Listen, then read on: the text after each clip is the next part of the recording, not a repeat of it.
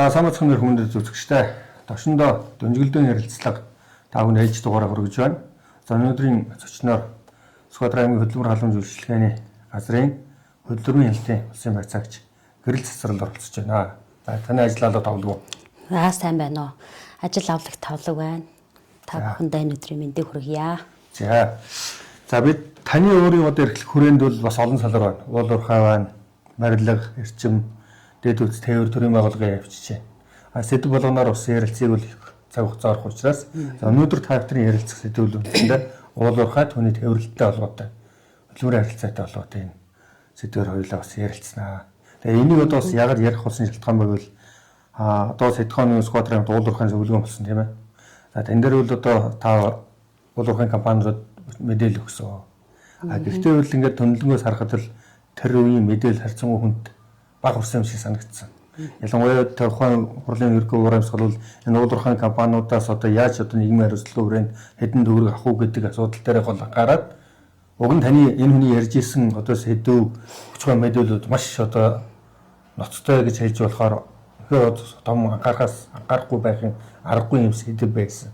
Гэтэл тухайн үед бол бас харьцангуй тэр одоо зохион байгуулж байгаа хэсэгчдэр хэвлэл мэдээлэлч гэсэн дэн дээр актер ач холбогдол өгөөгүй юм шиг санагдсан. Тэгээд өнөөдөр тантай бас ингэж ярилцж байна. Ер нь одоо Сүхбаатар аймагт одоо хэдэн уурхай одоо идэвхтэй үйл ажиллагаа явуулж явах юм. Ер нь одоо энэ хөдөлмөрийн харилцаатай холбоотой Монгол Улсын мөрдөгж байгаа хууль дүрмийн хүрээнд одоо биелэлт ер нь одоо ерөнхий түвшин дээр нь ямар байна? За тэгэхээр уул уурхайн хувьд бол аймгийн хэмжээнд бол одоо яг доктортой яг уул уурхай гэхээр бас улирлын чанартай уул уурхайнууд маань ханшийн өсөлтөөс болоод бас зогсож байгаа юм тохиолдлууд байгаад байна. Доктортой гэснээр жилдээ бол урьсан сэргийлэх хяналт шалгалтаараа бол төлөвлөд орчдөг. Тэгэхээр нийтээ бол 18-9 уурхай бол доктортой яг үйл ажиллагаа явуулж байгаа гэхэд бол бас хэцүү л байна. Бидний хувьд бол аймгийн хэмжээнд бол нэг л улсын байцаагч яг тэр болгон хүрч чадахгүй хяналт шалгалтаар явж байгаа орон нутгийнхаа томилт шатгуундаа тохируулаад урьсан газартаа бол хяналт шалгалтаа үйл ажиллагаа явуулж байгаа газрууд дээр бол ороод зөвлөлт туслах үйлчлэгээ явуулаа явчихж байгаа. За манай аймгийн хэмжээнд бол 2025 онд бол урьсан сэргийлэх хяналтаар бол 8 объектод хяналт шалгалт хийцэн. Хяналт шалгалт маань ер нь бол хөдөлмөрийн хяналт гэдэг маань өөрөө хөдөлмөрийн тухай хууль, хөдөлмөрийн аюулгүй байдал, эрүүл ахуйн тухай хууль болон түүнийг даан гарсан дүрм журам стандартад бол хяналт шалгалтыг хийгээд энэ дээрээ бид нар дүн шинжилгээ хийхэд бол манай аймгийн хэмжээнд бол дунд эрсдэлтэй гардаг хуулийн хэрэгжилт маань бол ер нь бас дунд гэдэг маань хангалтгүй байна л гэсэн. Түрүүнд харж ирсэн 63% эрсдэл 40% гэж гарч ирлээ. Тэр маань одонгууд яг хяналтын хуудасныхаа хуулийн хэрэгжилт нь хөдөлмөрийн тухай хуулийн дээр ямар ах вэ? Аюулгүй байдал дээр гэдгээр дундчлаад хоёр хуулийнхаа дундчлаар дунд эрсдэлтэйгээд өндөрлөл ер нь гарч ийн гэсэн үг. Хэрэгжилт бол хангалтгүй байна л гэсэн дүгнэлт гарч ирж байгаа гэсэн. Жил болгол одоо хавар болохоор одоо хабын сургалт тэгээд л одоо зөвлөн туслах үйлчлэгээ үзүүлэл хяналт шалгалт тэгээд ингэдэг. Тэгээд ерөөсөө энэ төвшин бас ахихгүй байна тий. Энэ маань ийм очиртай юм бас. Төлөвлөлт маань манай яамны хэмжээнд бол жил болгоно нэг салбарыг төлөвлөж орж ирдэг. Өнгөрсөн 25 онд бол яг ус дулаан сугамшуулжаа хариулсан компаниуд дээр орон нутгийн өмчит газрууд дээр бол хяналт шалгалтыг хийгээ явчихж байгаа. Эрсдэлтэй объект буюу уул уурхай тээвэрлэлт барилга дээрээ бол урьсан сэргийлэхэр жил болгоороо явчихдаг. Урьсан сэргийлэх маань төрөний хийснээр мөн тухайн орон нутагт хийж байгаа газрууд дээр ажиллаж байгаа объектууд дээр ороо явчихдаг. Болохоор жил болгон бас нөгөө орж байгаа объектууд маань солигдоод явдаг учраас эрсдлийн түвшин бас өндөр гарах ийм магадлал бас өндөр болчиход байгаа юм. Дээрийн тэр уул уурхайн зөвлөгөөн дээр яг ерөнхийдөө бас таны ярьсан яриг би зүгээр орон гарын бас ингээд сонсоод л байсан. Өнгөрсөн жил ихэд Сүхбаатар аймагт зөвхөн уул уурхай ярьж штэ тийм. Уул уурхайн салбар тэгэхэд одоо өдрөлдөө осол гэж ярина тийм ээ. Тэгэхээр одоо 3 хүн амнасаа алдсан юм одоо тохиолдол байна. Тэгээ энэ одоо ямар учир шалтгаанаар яагаад ийм одоо үйл явдал болов? Тэгээ одоо энэ одоо нэг хад олонний анхааралд ороогүй, нэг одоо энэ одоо юу гэсгээ өдөртөх түвшин ч гэдэг юм уу, салбарын түвшин ч гэдэг юм уу? Ерөөсөө тийм олонний анхаарал өртөөгүй л ингээд нэг чимээгүй хэн хаашид ингээд өнгөрцөл үйл явдал болсон байна шүү дээ. Үйлдвэрлэлийн ослыг бол үйлдвэрлэлийн ослыг судлан бүрдэх орон тооны бус комисс гэж байх хэвээр. Ер нь бол дөрөв 2010 засгийн газрын 2015 оны 269 дугаар тогтоолоор үйлдвэрлэлийн осол хурц хордлогыг судлан бүртгэх дүрм гэж байгаа. Энэ дүрмийн дагуу бол ажил олгогч нар маань бол ослыг бол мэдээлэх үүрэгтэй. Тэгтэл энэ мэдээлэх үүргээ хэрэгжүүлээгүй улмаас яг нөгөө улсын байцаагч дээр мэдээлэл нь ирээд ослоохоо актыг баталгаажуулаад явж байгаа нь хоор агаад байгаа байхгүй юу. Үүрээ мэдхгүй байгаад байна. Уг нь сургалт мэдээлэл жил болгон өгдөг зөвлөгөө чиглэл зөвлөмж гаргаад хүрэх газруудаа бид нар хүргээ явдаг. Тэгтэл энэ ойлголтыг бол ерөөсө хүлээж авахгүй.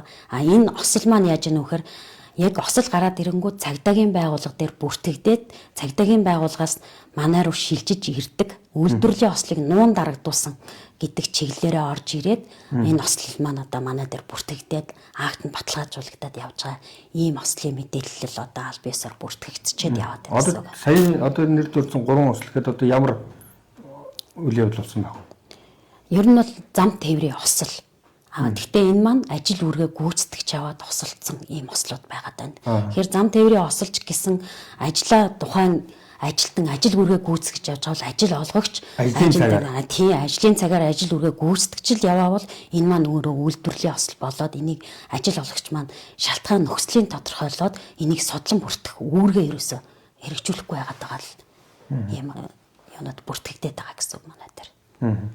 Тэгээ одоо ингээд насны хувьд ингээд аваад үзэхэд үйлдвэрлэлийн ослын хэмжээ тоо ингээд эцгэд эрхэн дандаа эргэжтэйчүүд байна тий. Эргэжтэйчүүд.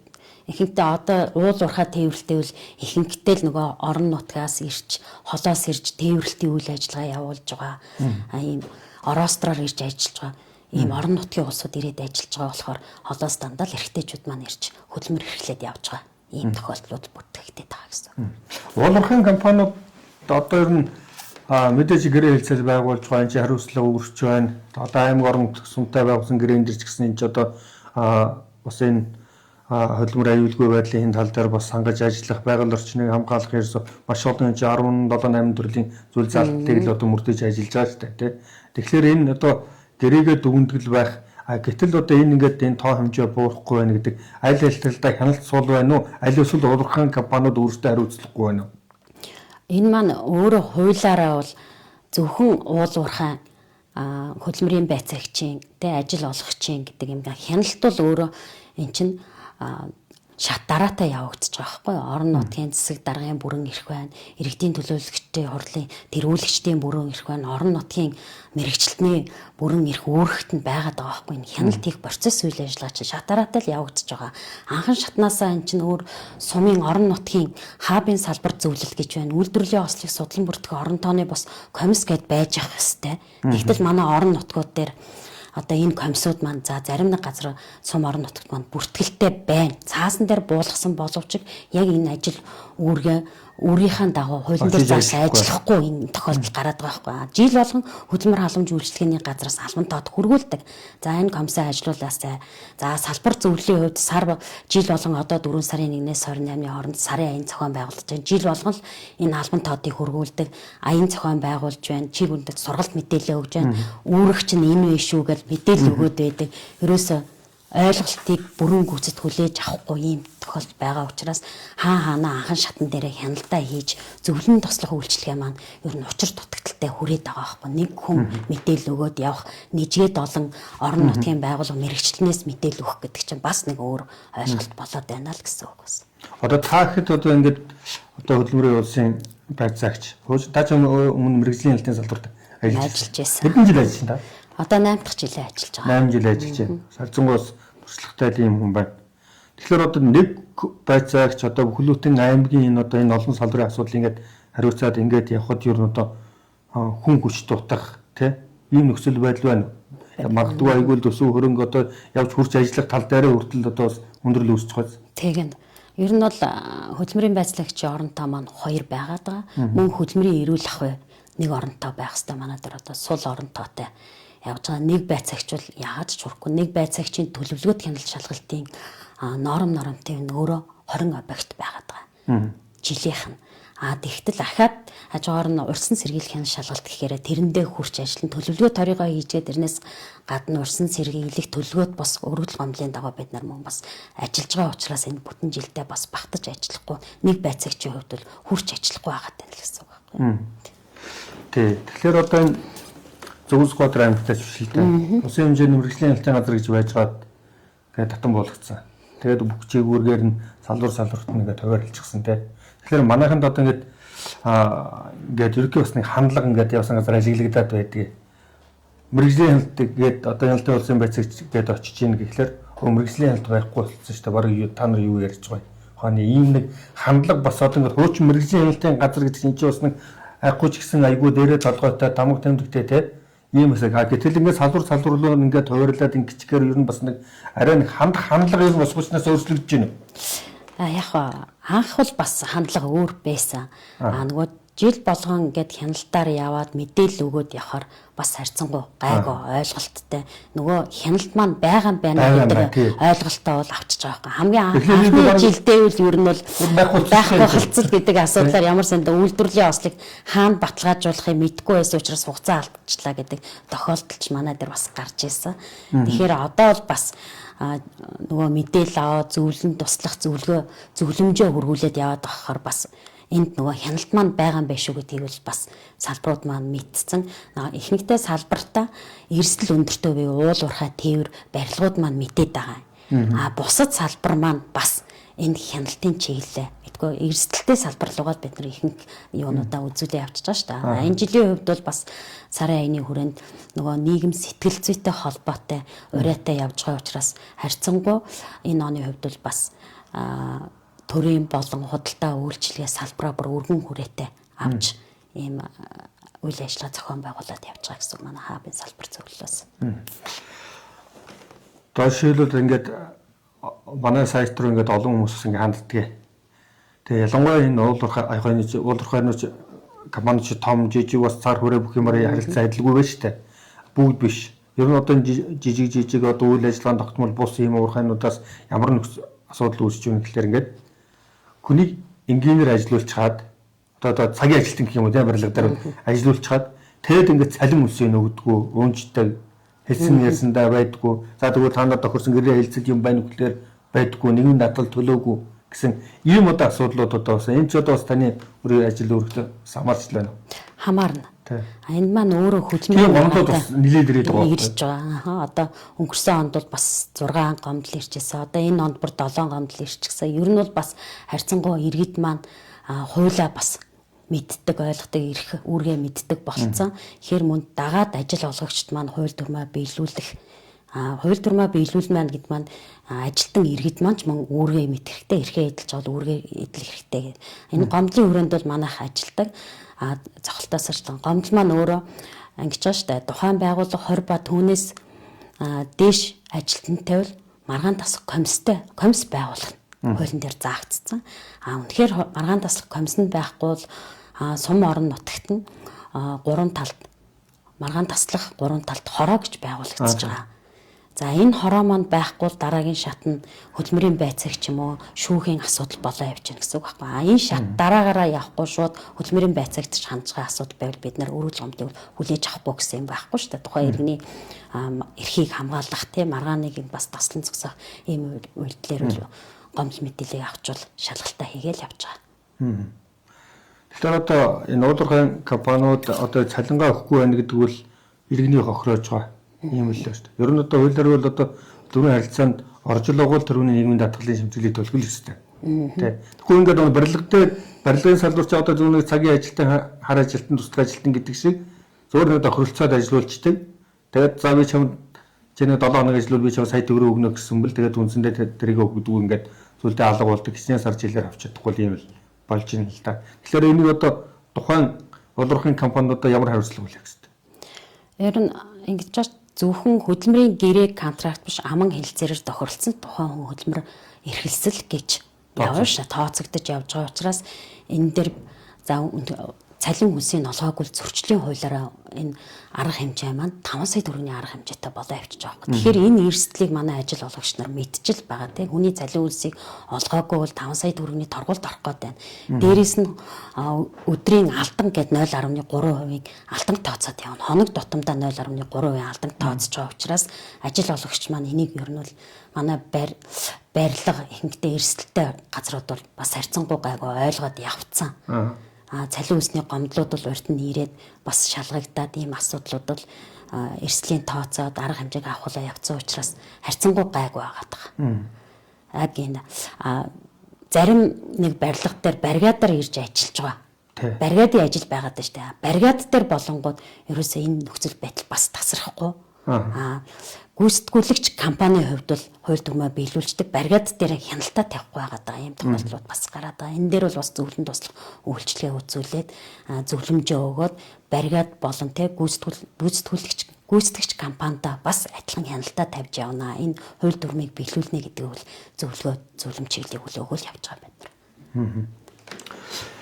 Энэ зөвхөн уулуурхай гэхгүй тээврийн салбарч иргэд уулуурхай салбар руу бас ороо авчиж байгаа тийм. Тээвэрлэлтэй холбоотой ер нь одоо таны эрхлэх хүрээнд ер нь ямар зөрчил гарч байна?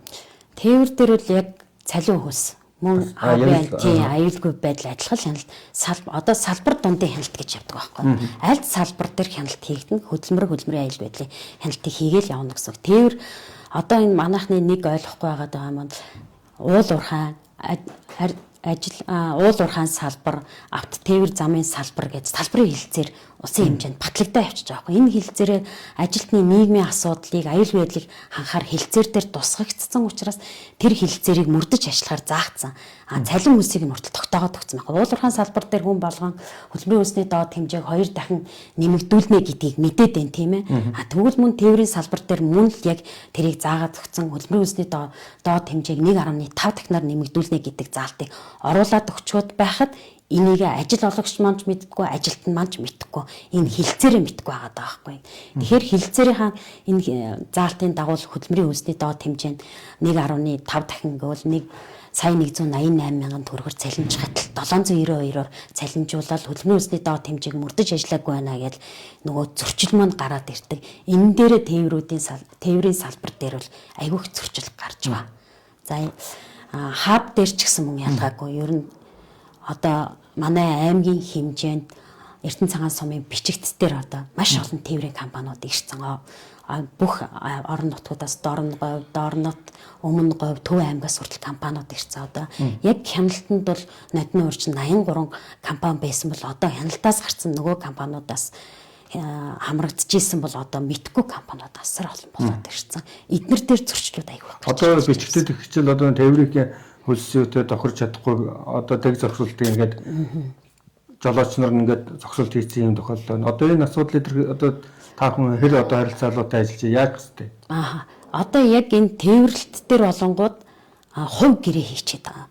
Гэрээч биш аман хэлцээрээр хувь жолооч нар энэ дээр яг нөгөө хяналт хийхээр жолооч нар манд хуваараа аль нэг компани дээрээс ч нүүрсийн тээвэрлэнгүүдэд очиод буулгачдаг. Энэ маань яаж яана вэхээр тээвэр зохицуулагч буюу тухайн компани нэг менежер гэдэг хүн уурхаад ингээд байж байгаа байхгүй. Тэр хүн за тэр наавтын талбай дээр очиод буулгачих гээд буулгачаад мөнгө нь орох асуудал. Тэгтэл яг хідээр тохиролцсон асуудал байхгүй. Тухайн өдрийн ханшийн зөрөө жин тоонороо тооцогдоо явж байгаа ийм тохиол байна. Өнгөрсөн онд бол 2 компани дээр тээврийн жолооч нар гомдол ирүүлсэн. Энэ гомдлын нэг компани нь бол гомдлоо бол барагдуулсан 4 хүний 4 сая гаруй төгрөгийн гомдлыг бол барагдуулсан. За нэг компанид бүр холбогдохгүй ийм тохиолдол бас гарч байгаа. Тэгэхээр ажил олгогчд маань бас тээврийн жолооч нар маань яг ямар компанид гэрээ контракттай хийх үү дам ингээд компаниуд доор гүйцэтгэгч компаниуд аваад ингээд ийм мэддэхгүй ийм сүлжээ үүссэн юм бас гараад байгаа болохоор бас хяналт шалгалт хийгээд бас л хэцүү болчиход байгаа ийм тохиолдол байна. Таны ярианы зүгээр ажиглахад ийм л байна. Та улсын байцаагч 2 хүн байна гэж байна. Гэтэл одоо суманд нь энэ харилцааг зохицуулах анхны шатных нь одоо ирэхгүй олон тушаалнууд байна тийм ээ комиссууд байна. Тэгээ ингээд хараад тохоор энэ уул уурхайтай шолгоо зөвхөн уул уурхайгүй бүхэл салбарт ер нь энэ сум орон нутгийн энэ одоо энэ асуудал хариуцсан улсууд бол харьцангуй ерөөсөө одоо ажлаа мэдгүй их нь хаашаа ер нь одоо бас их л дутуу юмсээ санагдах юм. Бараг одоо өөр одоо нэг сумын захиргааны алгамж шалтан байл гэхээр өөрийгөө ер нь бараг ямар ажлын комист багаач ер нь бараг мэддэг ч юмгүй ч юм уу. Тийм л тохиолдол байна шүү дээ. Тэ комиссаа байгуулаагүй байна. Одоо яг маргаан таслах 3 талд хороо маань сум болгон дээр байх ёстой шүү дээ. Тэгтэл одоо зөвхөн баруун урт суман дээр л байгуулагдсан. Энэ маань өөрөө аймгийн нийгмийн түншлэлийн 3 талд хороо гэж байгаа шүү дээ. Тэр хорооны дор сум болгон нэрээ өгөөд нэрийн дээшээгээ явлаа үндэсний хороогоор 3 талд үндэсний хороогоор батлагдаад сум болгон дээр байгуулагдсан байхад л одоо ганцхан баруун урт суман дээр л аймгийн хэмжээнд байна гэсэн үг байхгүй. Тэнгүүд баруун урт сум маань нөхөн баруун урт сумынхаа хэмжээний асуудлыг хилцнэ гэдэл ингээд бас одоо тэгтэл бусад сумын асуудлыг энэ маргаантай холбоотой юм хаана хилцүү эрхээ яаж хамгаалах вэ гэд хүнийг бас нөгөө хуулийн хугацаа байгаа шүү дээ. Энэ нь бас алдагдах юм процесс яваад байгаа учраас шууд хөдөлмөрийн байцаагч юм уу шүүх рүү хандгал процесс ингээд яваад байна гэсэн үг. Тэгэхээр энэ комиссаа хуулийн өрөөнд би сайн нөгөө удирдах ажлын уул уурхайн зөвлөгөөн дээр бас ярьсан. Удирдлагууд маань хуулинд заагдсан энэ заалтуудаа хэрэгжүүлээрэй гэдээ бас анхааруулад комиссаа байгуул те хамтран ажлын зөвлөгөө чиглэлээ авъя гэдэг ийм чиглэлийг анхааруулах зөвлөмж юмнуудыг бол өгсөн байгаа. Тэгэхээр энэ оноос бас хамтарч ажиллаад орон нутгийн удирдлагууд маань хуулийнхаа хүрээнд ажиллах байхаа. Тэгээд ажил олгогч нар маань мөн бас ажиллах байхаа л гэж бодож байна. Яг сайн тэр уул уурхайн зөвлөгөөн бол ер зөв шулуухай хэлэхэд бол сумч тэр аймагч тэр энэ уул уурхайнуудаас яаж нэг хэдэн дөрөв тийм хариуцлага хүрээнд одоо гэрээ хийж авах вэ гэдэг л чухал болохоос ер энэ асуудлыг ерөөс авах анхаарахгүй байгаа. Таны ярьж байгаа хэлж байгааг ингээд зүгээр хүн харахад сонсож байгаа бол тэн дээр ерөөс ач холбогдолч байгаа. Хүнч байхгүй хөл мэдээлж байхгүй байхгүй юу? Тэгээд тийм учраас энийг ер нь тусад нь авч ингэж бас тантай бас ярилцахгүй л болохгүй юм байна гэдэг үүднээс ингээд ярилцж байгаа. За уул уурхайн салбар дээр басны яригдах сэдв бол энэ гадаадын ажлын хүчний квотын асуудал байна. Тэгээ ер нь бол тухайн уул уурхайн компанид хэдэн Монгол ажилтан байна. Түүний 10% нь одоо гадаадын хэрхэн ажиллаж болно л гэдэг. Энэ харилцаа ер нь одоо бас ашигтай байх талдаа сумдаа хэрэгжиж чадж гэнэ үгүй юу? Тийм ээ. Тэгэхээр одоо олон хятадууд ороод ирэхээр одоо энэ уул уурхай чинь одоо хятадаар дүүрлээ. Энэ нутагт чинь одоо юу байна хятад байна гэдэг юм сүмжил өртөөд. Энэ одоо эрхцэн зохицууд ямар болж байна? Энэ дээр бол улсын байцаагчийн хувьд бол ашигт малтамлын тухай хуулийн 43 дээр хяналт тавьдаг. Ажлын хүчний шилжилт төлөвлөгөөний тухай хуулиар бол хөдөлмөр халамж үйлчилгээний ерөнхий газар дээрээс ажил олгогчд маань хөдөлмөр эрхлэх зөвшөөрлийг авч авахын тулд бас тодорхой хэмжээний төлбөр мөнгө хөдөлмөрийн үнэсний доод хэмжээгээр бас зөвшөөрөл аваад гадаад иргэнийг ажлын байраар хангана гэдгээр оруулж ирж байгаа ийм тохиолдол байгаа. Ашигт малтамлын 43-аараа бол эн чинь нийт ажилтны 10% нь гадаад иргэнийг оруулж ирэх. За мөн тухайн орон нутгийн сум орон нутаг болоод байна шүү дээ. Орон нутгийн нийт ажилтны 5% нь гэж байгаа. Зөвхөн одоо аль суманд тийм жишээгээр манай Сүхбаатар суманд хөдөлмөр эрхлүүлэгч бол Сүхбаатар сумын 5 нийт ажилтны 5% нь бас тухайн сумынхаа 5% нь гэж бас байгаа байхгүй. Энэ зохицуулт бол ерөөсөө манай аймгийн хэмжээнд бас хэрэгжихгүй. Жишээ дуртагад сайн хэрэгжүүлж байгаа нь манай Сүхбаатар аймгийн Цайрт минерал хувьцаат компани дээр бол хэрэгжээд энэ маань явдаг. Зөрүүгээрээ бол ковотынхаа мөнгө төрөв орон нутагтаа бол төлөө явдаг ийм компани бол байна. Сүүлийн үед яг нүүрсний чиглэлээр орж ирсэн компаниуд дээр ерөөсөө хэрэгжихгүй ийм тохиолдол гарч ирээд байгаа. Тэрэн дээр бол Монгол ажилтан байхгүй өрнөө дан гэдэг дан гадаад иргэдэд тий Монгол иргэд Монгол ажилтны 10% гэж байна шүү дээ. Тий нийт ажилтны гэж гадаад иргэн оруулж ирэх гэж юм чи нийт ажилтны мэдээж Монгол иргэн л байх хэрэгтэй байтал дандаа гадаад иргэн ороод ирсэн. Энэ маань өөрөө уг нь бол нийт ажилтны 10% нь байхгүй бол орон нутагт нь хөдөлмөрийн үнэсний доод хэмжээг 10 дахин нугаснтай тэнцэх хэмжээний төлбөрийг хүнийхээ тоогоор тухайн орон нутгийнх нь санд нь төлөх хэрэгтэй. Энэ мөнгө маань ирээгээд юунд зарцуулагдах вэ гэхээр хөдөлмөр эрхлэлтийг дэмжих сан буюу шинэ ажлын байрыг бий болгоно.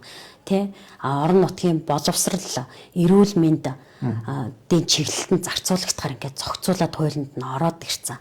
Тэнгүүд орон нутгийн хэмжээнд бол яг энэ дээр хяналт маань бас зарим сумын удирдлагууд маань бас энийгээ бас ойлгохгүй байх шуугаа. Яг хуулийнхаа 12-т засаг даргын бүрэн эрхийнхээ хэмжээнд нөгөө хандив тусламж тий энэ чиглэлээ бариад нэг гэрээгээ хийгээ явцдаг 43 дээр нэг ач холбогдол өгөхгүй тий 43 маань өөрөө тухайн орон нутагт ажилгүй байгаа хэрэгтэй ажлын байраар тий бий болох нөхцөл нь өгнө бүртээ байгаа гэсэн. Одоо юу гэдэг одоо 100 уурхай байлаа гэхэд тэрний 10%-аас нь даваад 10 хятад ажилтан ороод ирэхэд хөдөлмөрийн улсны доод хэмжээгээр нь тооцоод аваад үзэхэд 790 сая төгрөгийн л одоо тэр суманд орно. Тэр орсон орлогыг эргээд хөдөлмөр эрхлэл одоо ажилгүйдлээ дэмжих ажлын байр бий бол боловсрол эрүүл мэндээр заасан салбартаа одоо хөрөнгө оруулах тий.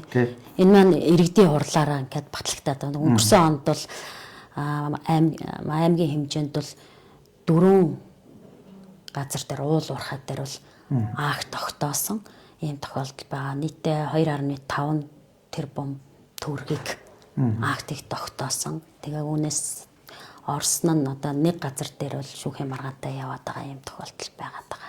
Гэхдээ бол бас нөгөө ажил олгогч манд хуулийн хэрэгжилтийг ойлгуулаа те ийм шүү гэдгийг ойлгуулад өгчих юм бол манай ажил олгогчд бол зөвшөөрөхгүй шүү. Яг зөвшөөрөөд хуулийн хэрэгжилтэд хангаад акта төлөө явж байгаа ийм тохиолдлууд бол байгаад байгаа. За баярлалаа танд ажлын амжилт хүсье. Ерөнхийдөө Сүхбаатар аймгийн нуулуурхаан салбарт ерөнхий ус нөхцөл байдал ямар байгаа гэдэг талаар ярьлаа. Дараа дараагийн бүхний ярилцах сэдв бол барилга гэж том салбар байна, эрчим хүчийг гэж том салбар байна тийм ээ. Олон сэдвүүд байна. Тэгээд таны ажилд амжилт хүсье. За өчигдөр дөнгөлдөө ярилцлага та бүхэнд ээлж дугаараа хүргэлээ. Энэ удаагийн зөвшөөрөөр хөдөлмөрийн улсын амжилтын байцаагч гэрэл цэцэрлэл оролцлоо.